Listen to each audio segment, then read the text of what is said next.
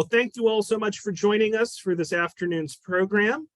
Let me get on the right page here. Forgotten Disney, Extinct Rides and Attractions. In the 50-plus years that Walt Disney World in Florida has been operating, many attractions have been closed. In this presentation, we will explore many of these attractions. Some were loved and are still missed today by fans. Others may be best forgotten. Will any of them be a favorite of yours? So today's presentation is led by Valerie Gugala, who's a historical presenter and lecturer. She specializes in Abraham and Mary Lincoln, presidential history, the Victorian era, and of course, all things Disney. She's an avid Disney fan, making more than 25 trips in the past 15 years. She is both a Disney Vacation Club member and a D23 Club member, and she presents on the history of Disney to libraries across the country. And we again thank the Friends of the Library for sponsoring and our buddies at the Danvers Library for helping spread the word. So all 75 of us, let's give a big virtual round of applause to Valerie for joining us this afternoon. And Valerie, you can take it away. Thanks so much. Thanks, Robert. I am so excited to be here to talk about Forgotten Disney today. This is a fun presentation. It's always fun to reminisce about things that have left the parks or maybe see some things that you didn't know were there. So let's get started really quickly. Let's tell you a little bit about me. These are some pictures of me at Disney World. As Robert said, I'm an avid Disney fan. That's my contact information. I'll show it again at the end if you're interested in contacting me for any reason, or I do have on my website some suggested reading if you want to know more about the history of Disney World. You can check that out. But let's get started talking about rides that are gone. And we'll start with the original park, the Magic Kingdom. And I saw someone say that this next ride was their favorite ride at the Magic Kingdom, Mr. Toad. Mr. Toad was an opening day attraction at the Magic Kingdom, and it closed in September of 1998. So it was in the Magic Kingdom almost 27 years, and it was replaced with the Many Adventures of Winnie the Pooh. Now, this ride, if you don't know, was loosely based on Disney's adaptation of the book The Wind in the Willows from 1908. And it was based on one of two segments that was in that film. That segment was The Adventures of Ichabod and Mr. Toad. And that film came out in 1949. Mr. Toad's Wild Ride sent guests through scenes, including gags and interactions between two separate tracks. There were two tracks on this ride that you could board. They were different. And at some points, it would look like a car from one track was going to crash into the car from the other track. Also on this ride, both tracks sent guests to hell, literally, with a face-to-face encounter with the devil himself. A very strange thing for a theme park attraction, in my opinion. These are some pictures from the ride. I apologize, some of the pictures aren't the best quality. The ride has been gone for a few years, and so good digital cameras weren't around then. But in the top, you can see there's the devil and some other parts of the ride. Now, on October 22nd, 1997, an Orlando newspaper reported a rumor that Disney was going to close Mr. Toad. Well, the fans were very upset by this, and they rallied with a Save Mr. Toad campaign. It was really one of the first times that there was any kind of campaign to try to save a ride that was going to be closed. It was really the beginning of social media, and I think that's why this particular drive to save a ride became so big. Unfortunately, about a year after the rumor was reported, Disney did admit that they were closing Mr. Toad, and they closed it 5 days after they announced that they were closing it for sure. And this picture here that I have on the screen is of the last day of Mr. Toad's ride, where fans came out with their signs. They knew they weren't going to be able to save it at this time, but they just came out with their signs and rode the ride over and over that day. And they had a final, what they called a Toad-in, and that was where members celebrated and mourned the ride together. So moving on. Sorry, I was just moving things around on my screen. This is what it was replaced with. It was replaced with Winnie the Pooh. These are some pictures from the Winnie the Pooh ride that is now in that spot. Now, why would they replace Mr. Toad with Winnie the Pooh? Well, sadly, Winnie the Pooh is more marketable than Mr. Toad, in Disney's opinion. Now, I know there's a lot of Mr. Toad fans out there, but unfortunately, lots of people love Winnie the Pooh for the little ones. They do their nurseries in Winnie the Pooh, and Disney just, well, it was dollar signs. The Many Adventures of Winnie the Pooh opened on June 4th, 1999. Now, there's a couple ways that you can still see Mr. Toad in the parks.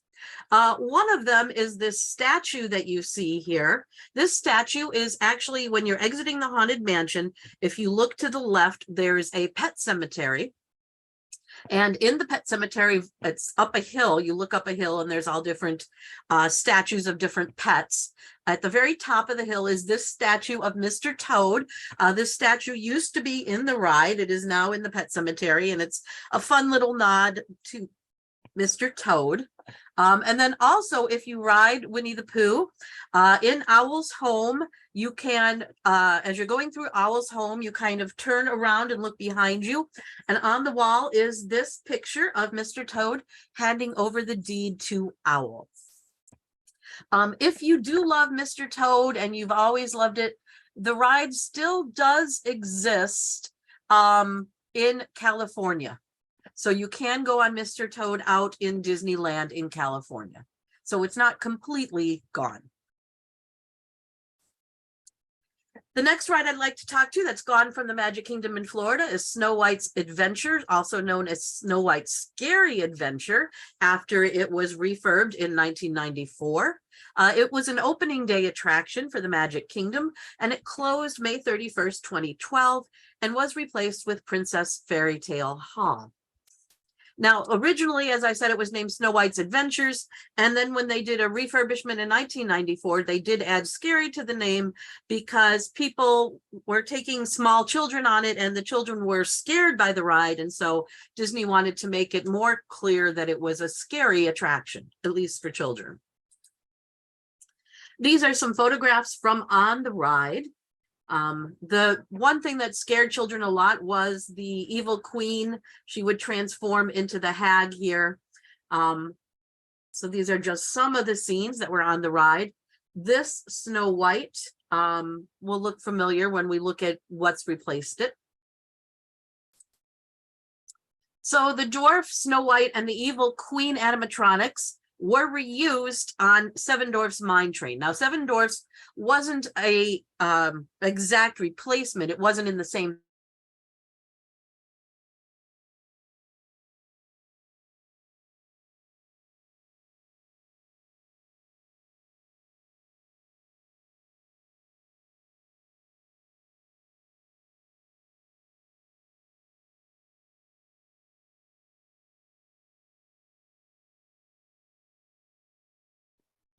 So Valerie, I think you may have frozen up on us. Whenever this happens, I think it's always just me, but it looks like other people are having the same issue. Can you, can you hear us, Valerie? Yes, yes, I can. Okay, now we can hear you. Yeah, you froze up for several of us, maybe 15, 30 seconds ago. Oh. And I'm getting that dreaded, it's saying your bandwidth is on red, which means low. Oh, that's so really strange for me. Yeah, I don't know why that would suddenly happen 15 minutes in. Yeah. What one way, Valerie, is to just stop sharing your video. So continue to share your screen, but to shut off your video. Okay. That'll help with bandwidth issues. So let's give that a shot. Okay, I will do that. It's very unusual for me to have bandwidth issues too. Yeah. Very unusual, because my husband's an IT guy and we have a wired connection. Mm-hmm. So, all right. Yeah, so is that helping? You're still showing red, but I can hear you fine. So I'll step in if you freeze up on us again. Okay. Yeah, please do. And I ran a speed test and it looks like, I mean, I have the usual speed that I have. So That's weird. Yeah, just Yeah. let me know. Just let me know. So since you said I froze, I was just saying that these animatronics have been reused in Seven Dwarfs Mine Train. We have the vultures here that were inside the ride here, where it's a little closer up where you can see them, and then they were placed on Seven Dwarfs Mine Train. And we have the animatronic of the Evil Queen, and Snow White and the dwarfs were all reused on Seven Dwarfs Mine Train. This is what replaced the Scary Adventures of Snow White. It is Princess Fairy Tale Hall. It's kind of controversial, this replacement. People felt that they took out a dark ride and they replaced it with a meet and greet. Meet and greets are great for a certain visitor, a certain guest, especially small children, girls especially, where a dark ride appeals to many more people. So people were kind of upset that this was the replacement for Snow White's Scary Adventure. Princess Fairy Tale Hall officially opened September 18th, 2013. All right. Go forward. The next ride is 20,000 Leagues Under the Sea, also an opening day attraction at the Magic Kingdom. And it closed September 5th, 1994. And it was replaced with Ariel's Grotto, which was a meet and greet, and Pooh's Adventure Spot, which was a playground. This is one of the subs being brought into the Magic Kingdom. I just thought it was a really interesting picture to show you what the subs looked like when they were out of the water, so you could see all the portholes that people could look through. There were 12 submarines in the fleet, and it was modeled after the Nautilus from the 1954 film. The style of the Nautilus was developed by Disney legend Harper Goff, and it was a fusion of steampunk and futuristic design. The track for the attraction was similar to the one at Disneyland, with the attraction being in shallow water and then diving deeper once the submarines entered the show building behind the waterfall. To board the vessel, the guests descended down a narrow stairway and they sat on Victorian era stools that folded down, and each stool was paired up with a porthole.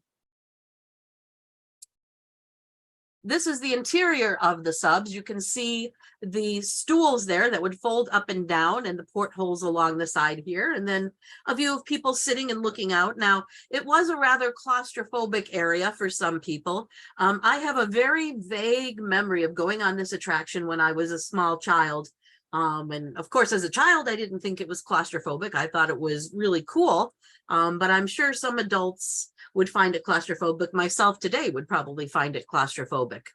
The trip or the ride was narrated by Captain Nemo, and he would describe the sights that you were peering out of the portholes at.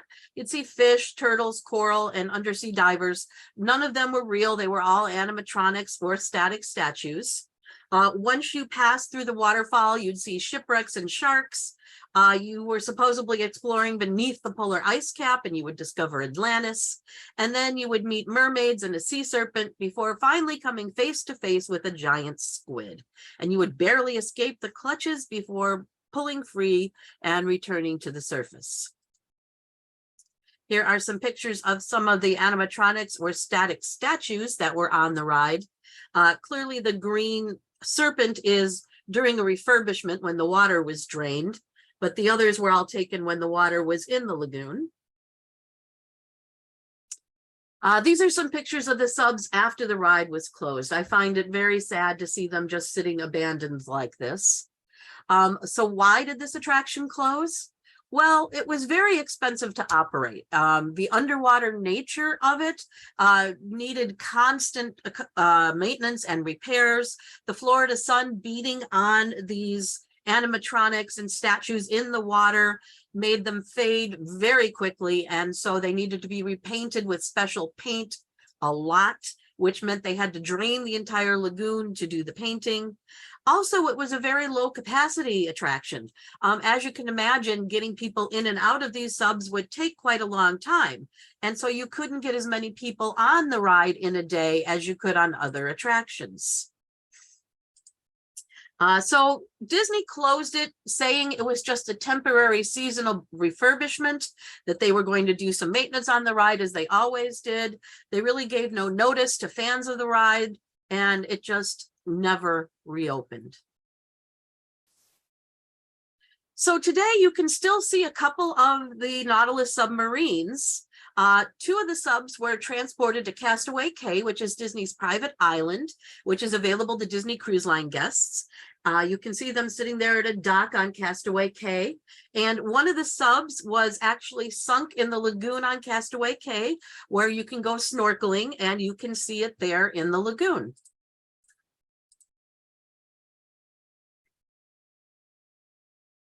The replacement for 20,000 Leagues was really a couple of things. One of them was Under the Sea, Journey of the Little Mermaid. Another was the Be Our Guest restaurant.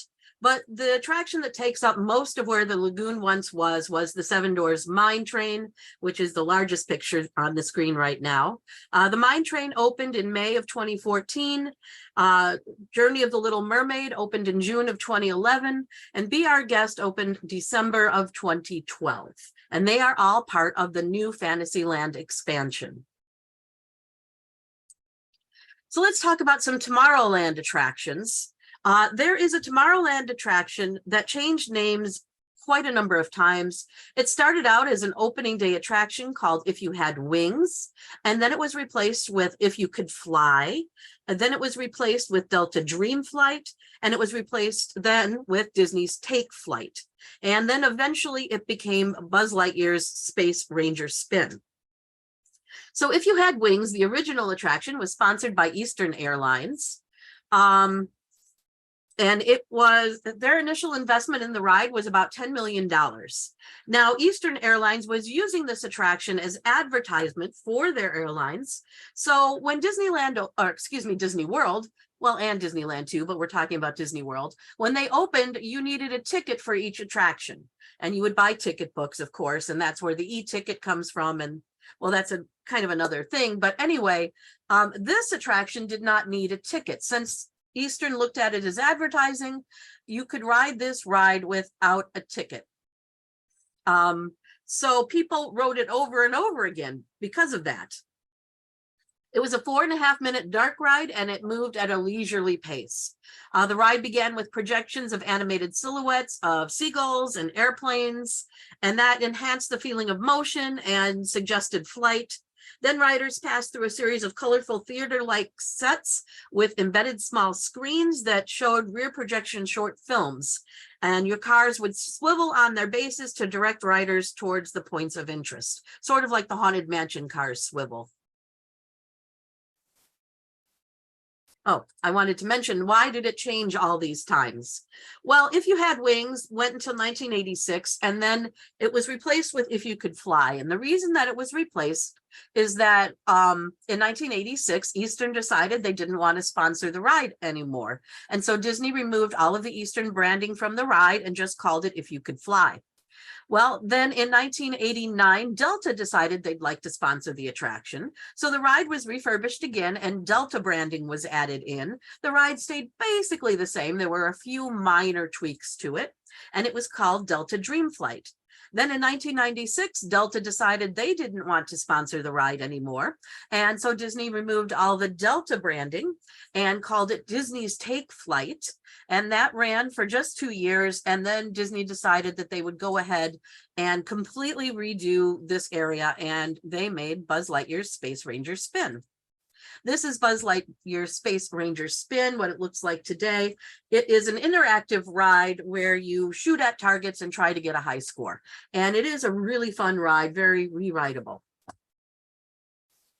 Another Gone Tomorrowland attraction is Flight to the Moon, also known as Mission to Mars.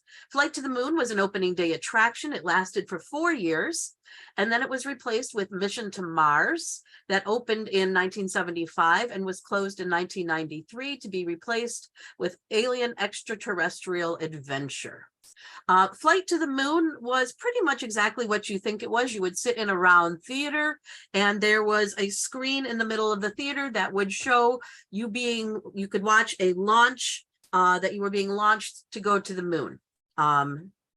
if I show this, this is the theater. And in the middle of the theater is where the screen was, and you would feel like you were being launched to the moon. So why did they change the name to Mission to Mars? Well, that's because when this attraction opened, we had already been to the moon, so going to the moon wasn't seen as very exotic at that time. So Disney decided to change it to Mission to Mars. Really, there was no difference in the ride except that the projection showed Mars instead of the moon. The ride was designed in cooperation with NASA, and so you would go to the surface of the red planet. So why did this close? Why did this version of it close? Well, it was closed to make way for the extraterrestrial alien encounter, which was part of Michael Eisner's Disney Decade. He felt that the Magic Kingdom needed more rides that were geared towards older kids, maybe teenagers. And he felt doing a more scary ride would be the way to do that. So they brought in this extraterrestrial alien encounter, which opened in '95 and closed in 2003 to be replaced with Stitch's Great Escape. This ride, or attraction really, was a co-production between Disney Imagineering and Lucasfilm. It was a darkly humorous science fiction experience that used binaural sound to achieve many of the effects. The demonstration centered around XS's teleportation technology, and it would accidentally beam an alien creature into the room with guests. The alien would menace guests until it was destroyed by technicians. Here are a couple of pictures of the attraction. Now, you see these shoulder harnesses that are on the guests. This attraction did not move. The seats did not move at all. They vibrated, but they didn't actually move. So there really was no need for over-the-shoulder harnesses. What they were put in place for is this attraction would go completely dark at times, and the shoulder harnesses would bounce up and down to make you feel like this alien was walking across your shoulders. There was a problem with that, though. Once you were in these shoulder harnesses, if you had a child with you and the child became scared of the alien or scared during the dark portions of the attraction, you had no way to get to them to comfort them. That was a big problem. That was one of the reasons that this closed, although it couldn't have been the only reason. It mostly closed because most guests said this attraction was just too scary for the Magic Kingdom. The alien was too much. So they decided to go with a different alien, and they went with Stitch. They put Stitch in place of the scary alien, and it opened November 16th, 2004 and closed January 6th, 2018. And it was replaced with Stitch's character greeting. So this is how the attraction looked with Stitch in place instead of the alien. But if you look at the audience here, you can still see the shoulder harnesses are in place, because just as the alien was supposedly going around the audience, there were times in complete darkness that Stitch was supposedly going around the audience.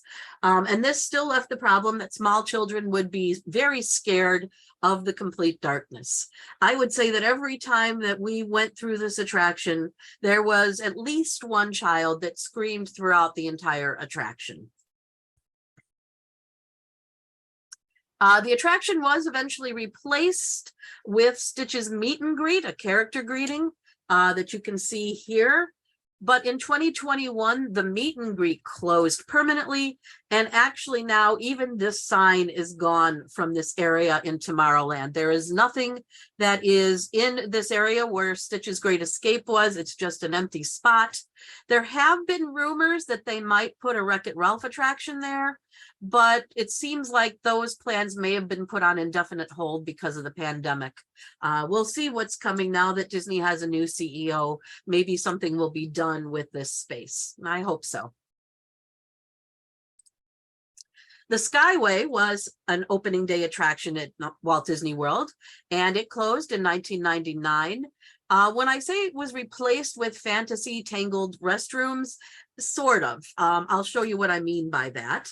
But the Skyway was a gondola lift attraction at the Magic Kingdom, and it took riders back and forth between Fantasyland and Tomorrowland. At the Magic Kingdom, it was removed in '99. And during the renovation of Space Mountain, the Tomorrowland station was demolished in 2009. And the Fantasyland station was used mostly for stroller parking, although the Fantasyland station was eventually demolished and a Tangled theme restroom area was built in 2012. Here are what the stations looked like when they were still standing. We have this white building here on the bottom. That is the Tomorrowland station.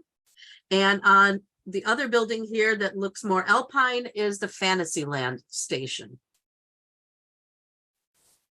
This is what's in the place of where the Fantasyland station once stood. It's called the Tangled restrooms. They are restrooms in the Magic Kingdom that are themed to the movie Tangled. They're really quite well themed for just bathrooms. In fact, there were many Disney vloggers that saw these being built and just did not believe that it was only bathrooms being built, but that's what it is, bathrooms. They're nice. I mean, also these seats that are here right in front of where the bathrooms are, there's actually charging places where you can sit and charge your phone if you need to. So that's a kind of nice addition. So that's something that the Skyway was replaced with, but then not really. Another replacement was this. It's not a replacement, but it's an evolution.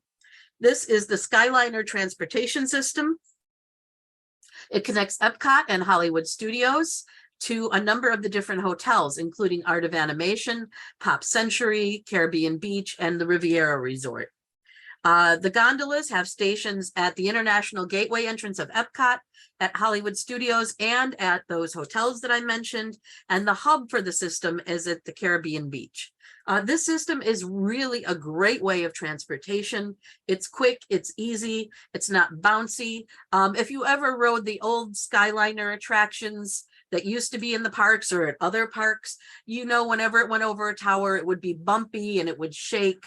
That's not the case with this. It's very smooth. You can't even tell you're going over towers. I loved riding it. I can't wait to get back down to Florida and ride it again. I'm very excited about it.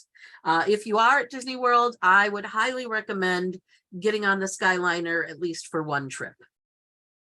And it's completely free. You don't even have to go into a park to ride it. All right, let's talk about some forgotten things from Epcot. The World of Motion was an opening day attraction at Epcot, and it closed on January 2nd, 1986 to be replaced with Test Track. The World of Motion is a very beloved ride. Many people really enjoyed it. Visitors would board moving 4 to 6 person Omni-Mover vehicles. And these are some of the scenes from the ride that you would see. It was designed by Ward Kimball, who was an Imagineer, and the premise of the ride was a humorous look into the history of transportation, from the ancient days of foot power through a time in the future. Kimball had a great sense of humor, and that was evident in some gags that he put into the ride, like a used chariot sale and the world's first traffic jam. And then after exiting the ride, you would enter the Trans Center, and it was an exhibit to several hands-on experiences that showcased what engineers at GM who sponsored the ride were up to in terms of future transportation. So why did they close World of Motion? Well, GM sponsored the pavilion and they had signed a 10-year sponsorship contract. When the contract finished, there was a slumping economy, and GM agreed only to a 1-year contract and wanted Disney to work on a new attraction. They wanted a new ride that would focus on cars as opposed to the general concept of transportation. So World of Motion closed January 2nd, 1986, and Test Track opened 18 months later. So this is Test Track, the first version of Test Track that opened March 17th, 1999. Guests would ride in a test vehicle through a testing facility to see how automobile prototype evaluations were conducted. And the highlight was, and actually still is, a speed trial on the track around the exterior of the building with a top speed of 64.9 miles an hour, which makes it the fastest Disney theme park attraction ever built. In 2012, this version of Test Track was closed for refurbishment. And this is the current version of Test Track. It opened December 6, 2012, and it's sponsored by Chevrolet rather than General Motors as a whole. Guests now can design their own car in the design studio, and then you board what's called a sim car, and you're taken through a digital testing ground. And throughout the ride, you get to see how your design performs against others in your car. This version, a lot of people say, kind of reminds them of Tron, which I guess is appropriate since Tron is coming to the Magic Kingdom now. Horizons was a dark ride at Epcot. It opened a year after the park opened, and it closed on January 9th, 1999 to be replaced with Mission Space. Horizons, I think, is one of the most loved dark rides that's closed at especially Epcot. I would say almost all of Walt Disney World. It used an Omnimover system to take you past show scenes depicting visions of the future. And some people say that it was kind of a sequel to the Carousel of Progress that's at the Magic Kingdom. These are some of the scenes that you would see in Horizons.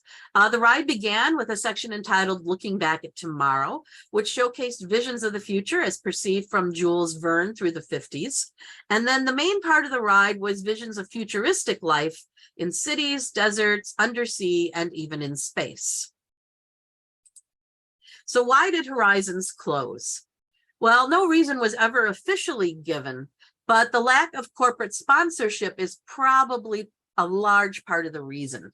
As you've seen, as we've been talking about these rides, that seems to be the reason a lot of them are closed.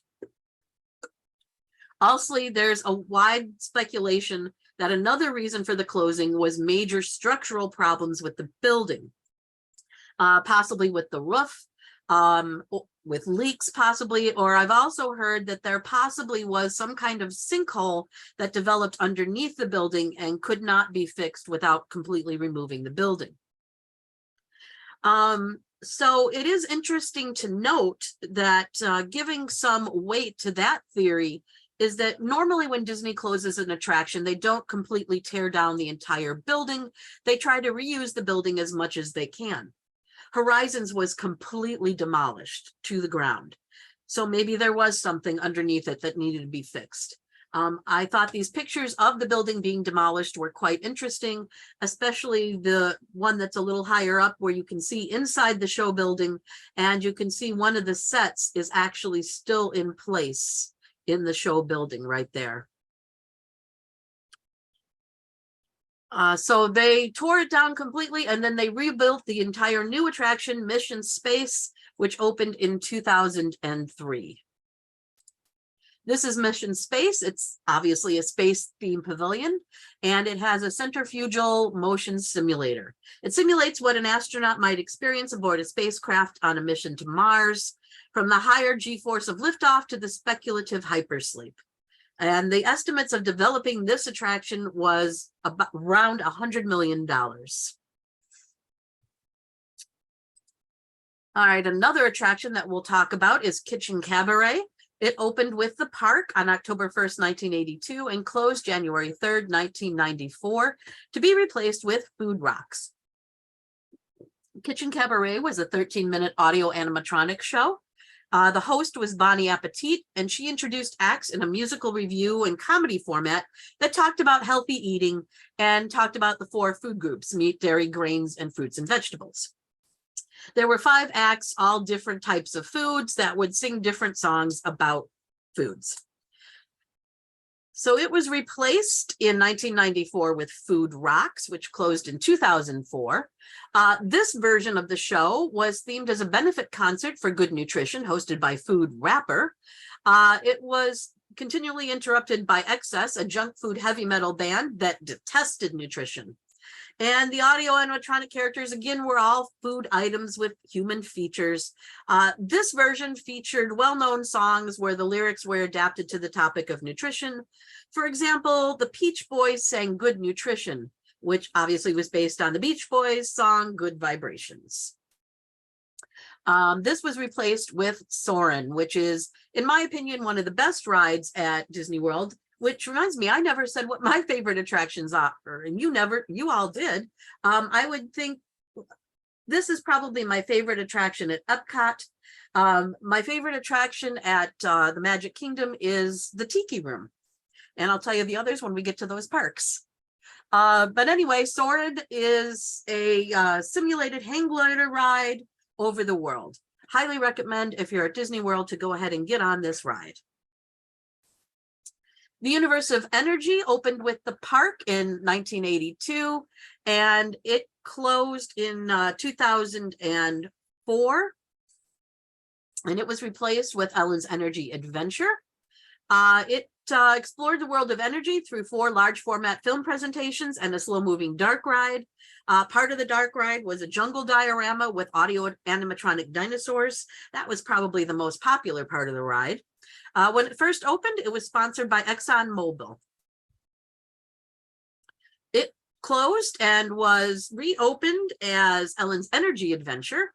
And eventually, in 2017, it did close and was replaced with Guardians of the Galaxy Cosmic Rewind. The Ellen's Energy Adventure starred Ellen DeGeneres and Bill Nye, also Jamie Lee Curtis and Alex Trebek. And it took a lighthearted look at various energy sources, how energy was produced, and the history of energy production. It did leave in place the dinosaur dioramas, which were one of the most popular parts of the original ride, but it added in an animatronic of Ellen, as you see here. Not a very flattering animatronic, I must say, but there it was. So it was replaced, and I have on here opening 2022. It is open now. It opened in early summer of 22. It's a roller coaster. It spins as it goes down the track. So I've heard that it does make many people nauseous. We haven't been there yet to ride on it. We're going in May. I can't wait. And so then I'll be able to report on whether it makes people nauseous. Maelstrom was a ride that was in the Norway Pavilion of Epcot's World Showcase. It opened July 5th, 1988, and it closed September 12th, 2014 to be replaced with Frozen Ever After. Maelstrom was a reversing log flume dark ride, and many people were upset with it being replaced with Frozen Ever After, mostly because Epcot was originally designed to be a park without IPs in it, to be a park without characters. And bringing in Frozen to the Epcot World Showcase was seen as going back on that promise and adding characters to Epcot, and it's a slippery slope. Now Epcot is becoming full of characters. So people were kind of upset to see this quirky little ride go. It was rather quirky. These are some pictures of it. You would depart from a dock traveling by boat, and you would go up a dark tunnel and up a hill, and then you would pass through scenes of seafarers and maritime villages depicting a mythological version of Norway's Viking days. And then you'd enter a marsh, and you would come face to face with audio animatronic depictions of trolls. The troll would be angered by your boat trespassing there, and it would cast a spell, and the vehicle would move backwards. The boats would float past scenes of polar bears and living trees and come to stop on the edge of a waterfall that peeked out through the building, as you can see here in this upper picture. And then you would travel forward again and plunge down a 28-foot flume into a depiction of the North Sea. You would pass close to an oil rig, and then come to a small village, and you would exit the ride and have the option of watching a 5-minute tourism film called The Spirit of Norway. This is Frozen Ever After with animatronics of the Frozen characters. The ride is very well done. The animatronics are amazing to see, especially the Elsa animatronic that sings Let It Go. All of the faces are internal projection faces, which are a little bit weird. I think I prefer the mechanical faces, but that's a matter of preference. So moving on, Disney MGM Studios, and I have to tell you my favorite attraction from this park. I would say my favorite former attraction is the Great Movie Ride, and my favorite current attraction is Mickey and Minnie's Runaway Railway. So opening day at this park was May 1st, 1989, and it was called at that time Disney's MGM Studios, and it kept that name until 2008. In 1985, Disney had entered into a licensing agreement with MGM because they wanted to bring bigger variety into this park of films. And MGM felt that Disney would generate publicity for the classic films. But the two companies got into a legal argument because MGM didn't realize that MGM Studios was going to be a working movie theater. And so they sued Disney, and eventually it was all worked out and Disney was allowed to use the name. But when the term of the contract was over, MGM declined to renew the contract. So Disney needed to change the name of the park. They changed the name to Disney's Hollywood Studios in 2008. And this is the current park logo for now. They're talking about changing the park logo to something that emphasizes Hollywood over studios. But they haven't actually done that yet. It wouldn't be a change in name. It would just be a change in emphasis. The Great Movie Ride opened May 1st, 1989 and closed August 15th, 2017 to be replaced with Mickey and Minnie's Runaway Railway. I think it's ironic that these are my two favorite rides. This ride employed the use of audio animatronic figures, sets, live actors, and special effects to recreate scenes from 12 classic films, and it was 22 minutes long. These are some of the scenes from the Great Movie Ride. Some more of the scenes from the Great Movie Ride. And this is Mickey and Minnie's Runaway Railway. The attraction, why was it closed? It had become outdated. A lot of the rides that were on the attraction and a lot of the characters like John Wayne and Casablanca, things like that, modern kids really don't know who that is, sadly. And so it either needed to be updated or it needed to be completely taken out. The decision was made to completely remove it and replace it with Mickey and Minnie. I have to say, since the Great Movie Ride was my favorite at this park, I was predisposed to not like Mickey and Minnie's Runaway Railway. When we went on it, I was amazed. I loved it. The technology in it is just terrific. And although I miss a Great Movie Ride, I think this is a worthy successor, although it is a completely different ride. The Backlot Tour was another attraction at Hollywood Studios. It opened May 1st, 1989, and it closed around 2015. I'm sorry, I don't have the date there. It's replaced with Star Wars Galaxy's Edge and Toy Story Land. On the Backstage Tour, it originally was a 2-hour guided tour, and eventually over the years it was cut down to be shorter and shorter. These are some of the things that you would see on the tour. You would board some trams and then you would go around backstage into the heart of Production Central. You would go through the Boneyard where you'd see large size props like Herbie. You would go through Catastrophe Canyon where you would see a tanker on fire and see how special effects were made in movies. Lights, Motor, Action, Extreme Stunt Show was a show that was part of Hollywood Studios. It opened in 2005 and closed in 2016 and was replaced with Star Wars Galaxy's Edge. It was designed to look and be like a movie set and showed how stunts with automobiles and motorcycles were done. These are just some of the scenes from the show. So why did this show close? Well, they needed this area to build Galaxy's Edge. These are some scenes from Galaxy's Edge just to show you. Galaxy's Edge is very well themed. The ride, Rise of the Resistance, which the two pictures with the stormtroopers are from Rise of the Resistance. This is a most impressive room, especially if you are a Star Wars fan. Seeing the full-size Millennium Falcon was also a highlight. I know if you're a Star Wars fan, you will really love it. The day we were there, it was raining, and so that probably tempered our enthusiasm for it. But still a great land, a great addition to the park.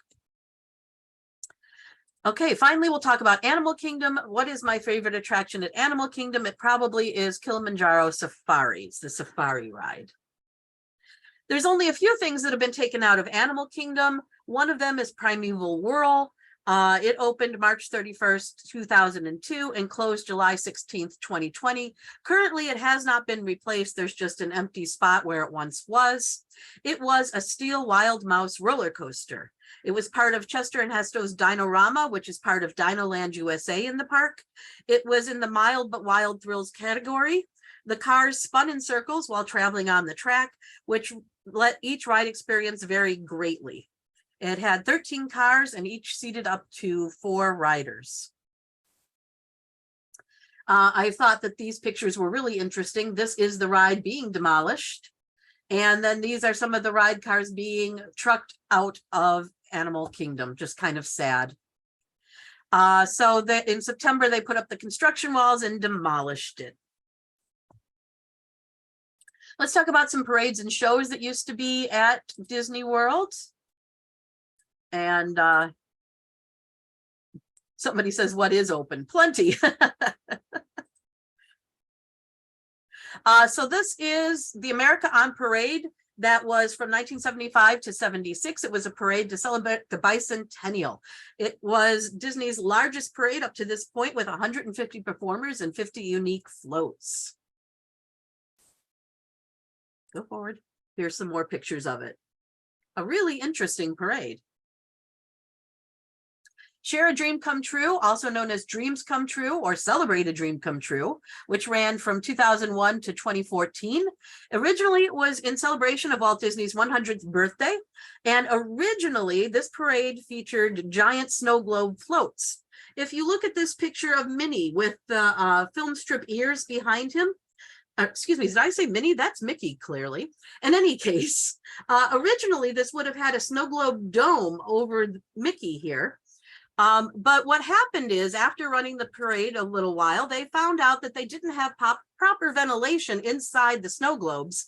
And so for the sake of Mickey, they had to redesign the parade and take off the snow globes, or else you would have had, I don't want to say a dead mouse, but wouldn't have been good. So these are just some of the other floats that they had in the parade, Pinocchio and Peter Pan. So that was that parade. The original Main Street Electrical Parade, which started in Disneyland in California and premiered in 1972, eventually came to Walt Disney World in 1977. And then it left in 1992 and went to Disneyland Paris. It did return to the Magic Kingdom in 1999 and then closed again in 2001. There were approximately 575,000 lights in 6 colors, and the most used color was amber. These are pictures of Disney World's 25th anniversary parade called Remember the Magic. It ran from 1996 to 1997. The reason I really want to show these pictures of the 25th anniversary parade is because, as many of you may know, this year is the 50th, or last year actually, 2022, was the 50th anniversary of Walt Disney World. And I don't have any pictures of a parade to show you for the 50th anniversary because there wasn't one.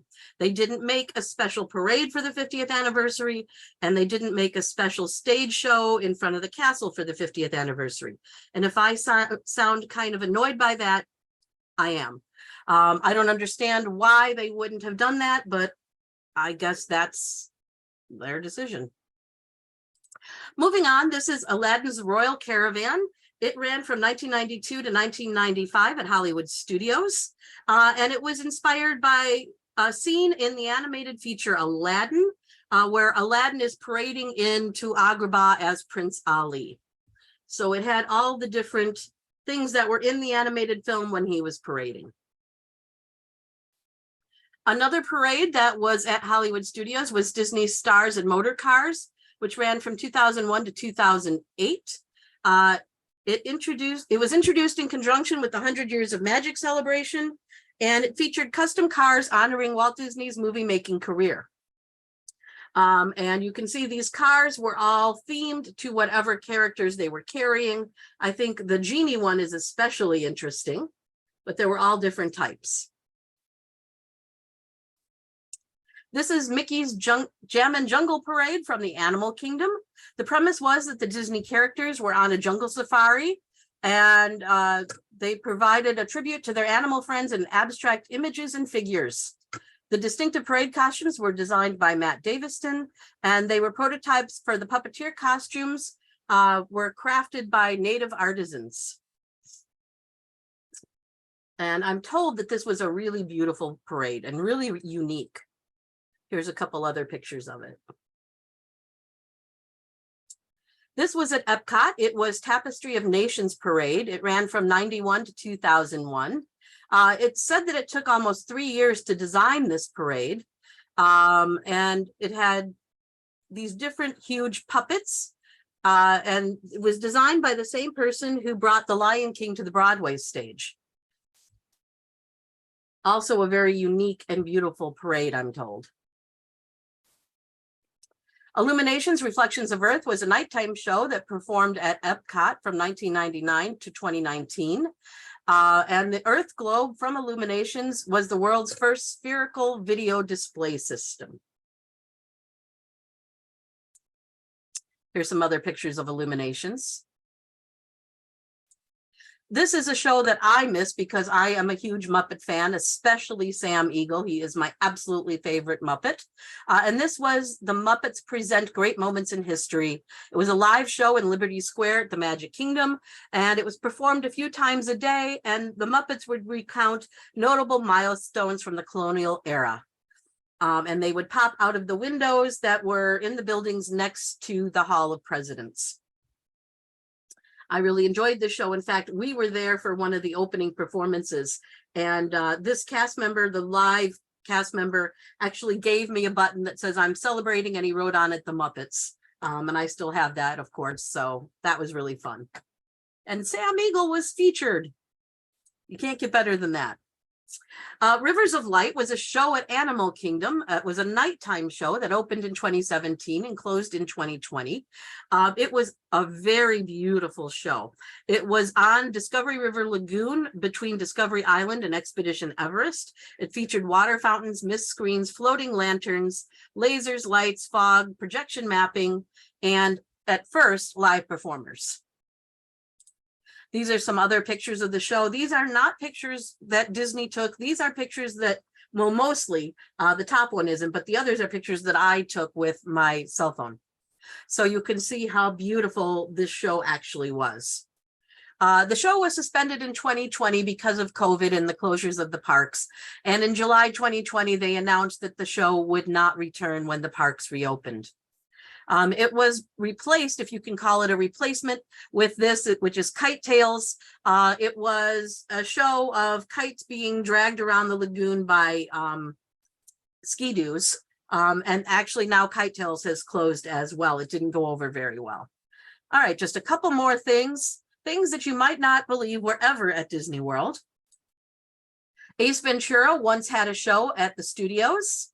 It was called Ace Ventura Pet Detective Live in Action. Also, the Teenage Mutant Ninja Turtles had a show at the studios, and they also had a meet and greet afterwards. Barbie had a show. It was called Ambassador of Friendship at Epcot, and it was a meet and greet and a 20-minute performance. And then there was also something called Epcot Circus. It was actually called Epcot Daredevil Circus, and it had some very daredevil stunts. It ran from 1987 to 88, so not very long. Goosebumps show. It was Goosebumps Horrorland Fright Show, which started out as a magic show, but some monsters and villains would come out and take over, and it was a little bit scary. And then this isn't really a show, but it's a character, Push the Talking Trash Can. If you know about Push, you know, it was a talking trash can that would wander around Tomorrowland, and if you came up to it, it would interact with you. It's a really popular thing among Disney diehard fans. I know it sounds strange, but it was cool. Epcot Splashtacular was a very weird show at Epcot. It only lasted 7 months. The plot was an alien woman came to Earth to steal all the color from our world, and she attacked Mickey and his friends in the process. Mickey called on the future world guards, but the alien woman summoned her pet alien dinosaur, and they battled it out. But of course, Mickey and friends actually won. Very strange. And now to the strangest thing from Disney World, probably.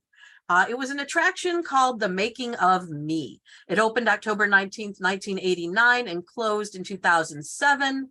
The whole pavilion where this was, the Wonders of Life Pavilion, is supposed to be replaced with the Play Pavilion, but that may have been put on hold now. We're not really sure of the status of the Play Pavilion. But The Making of Me was a film about conception and birth that starred Martin Short. Because that's what you want to learn about when you go to a theme park. Martin Short told the story about how we're born, explaining how his parents met at a high school dance, how they got married, going on their honeymoon, and having their first child. The film explained the process of fertilization between sperm and egg in an animated form, as well as the development of the fetus. Now, this is the egg. She's a girl, and she's got an apron with a target on it. And this little blue guy, obviously, is the sperm. So, very strange for a theme park, don't you think? All right, so does anyone, I see we have some things in the chat and some things in, let's go back here and see what we've got. 20,000. Valerie, Ron DeSantis wouldn't allow that last ride. No, he would not. If it was still there, he would be shutting that down, wouldn't he? And I love Martin Short, one of my favorite actors. I did not know that about him, though. Yes. So Judy asks, what happened to Figment in the Imagination ride? Figment is still there. It's gone through a few different versions. And the version right now is Journey into Your Imagination with Figment. So it's still there, but it's not the same as it was when it opened.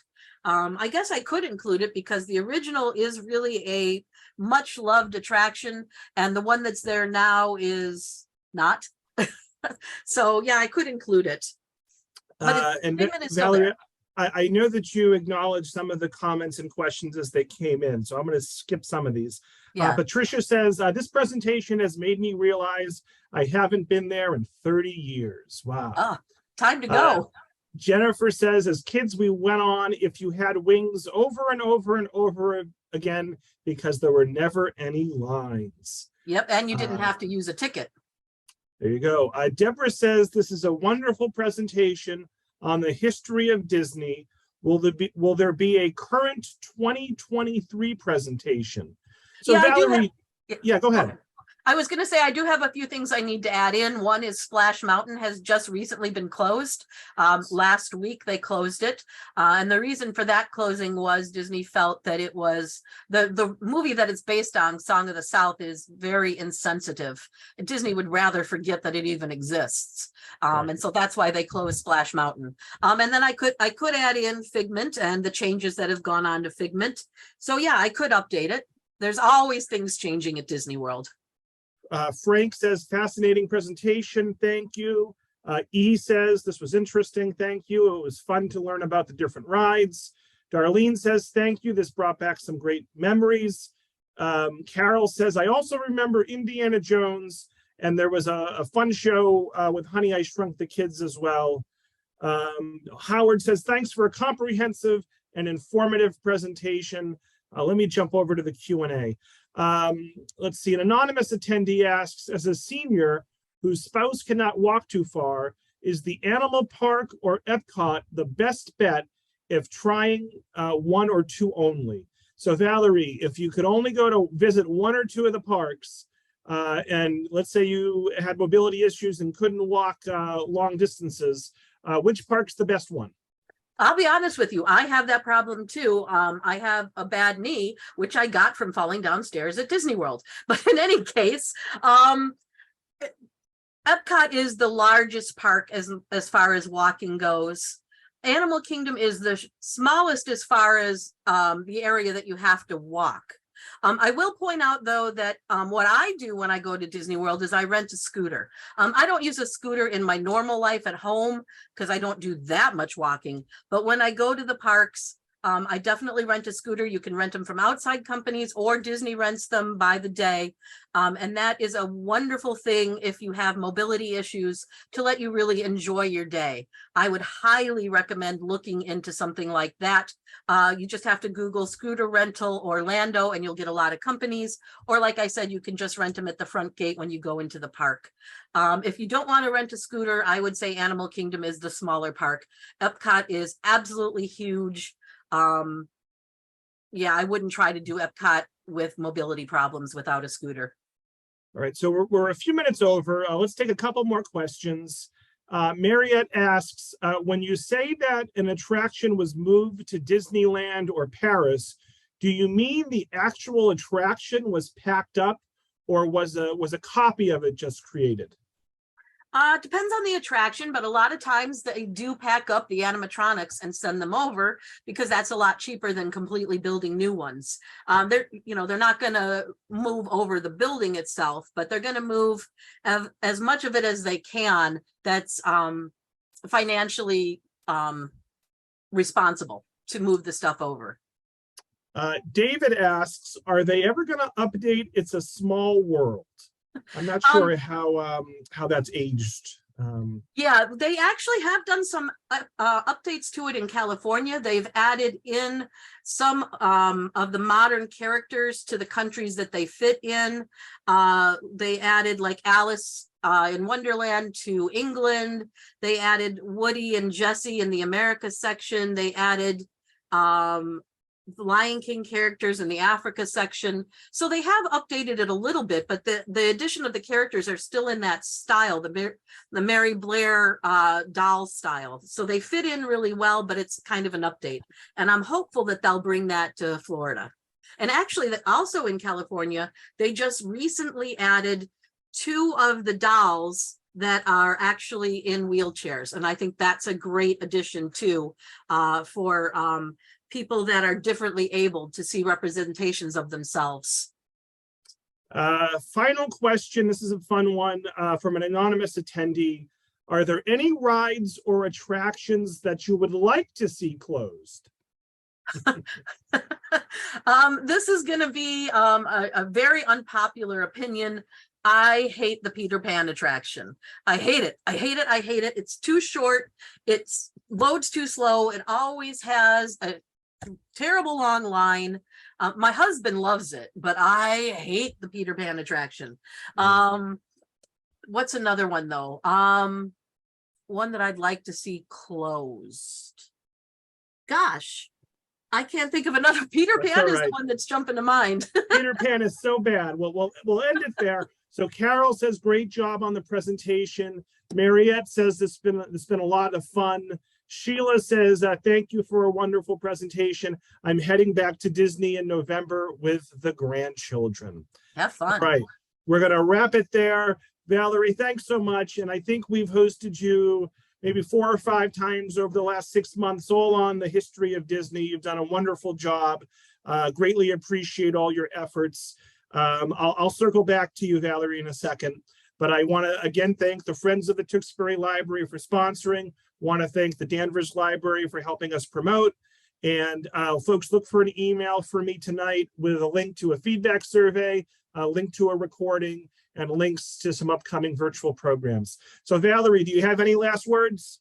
I want to thank you, Robert, for hosting me so many times. I've loved talking with all of you. Thank you, all of you, for supporting the programs and for supporting your library in general.